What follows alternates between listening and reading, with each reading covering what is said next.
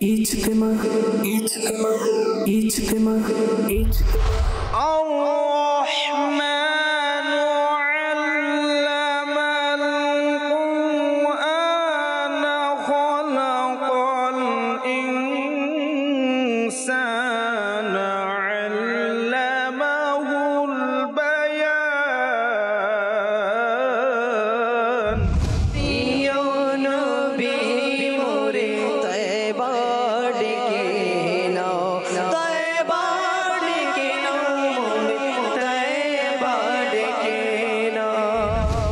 নবী সাল্লাল্লাহু তাআলা আলাইহি ওয়া আলিহি ওয়াসাল্লাম ইরশাদ করেন, প্রত্যেক বান্দাকে ওই অবস্থায় উঠানো হবে যেই অবস্থায় সেই মরবে।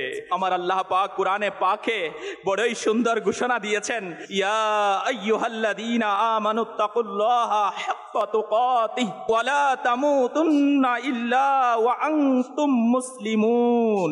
হে ঈমানদাররা, আল্লাহ পাককে ভয় করো যেমনি ভাবে তাকে ভয় করা অপরিহার্য, এবং কখনো মৃত্যুবরণ করো না মুসলমান হওয়া ব্যতীত।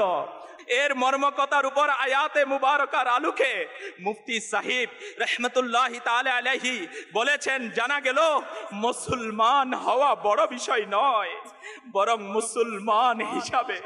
মুসলমান হিসাবে দুনিয়া থেকে যাওয়াই হচ্ছে বড় সফলতা। আল্লাহ পাক আমাদের সবাইকে ঈমানের উপর মৃত্যু নসিব করুক।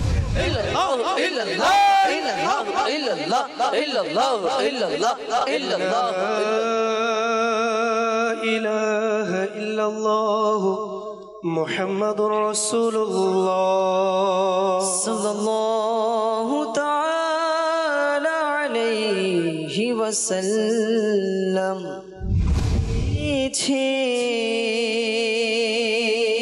শাবাশা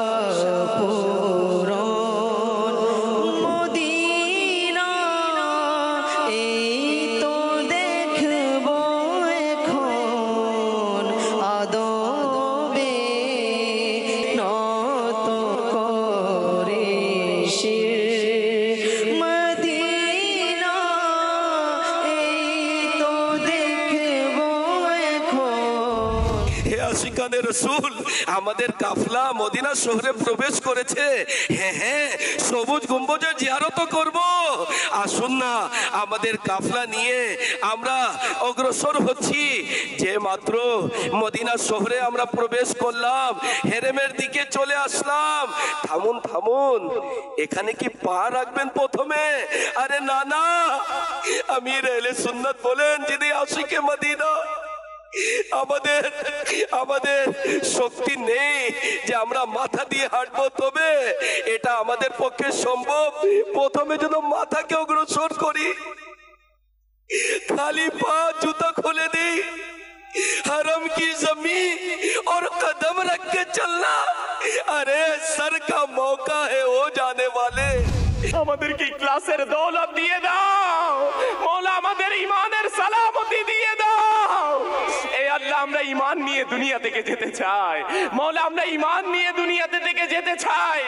এই আল্লাহ, তুমি আমাদের প্রত্যেকের ঈমানের সালামতি দিয়ে দাও।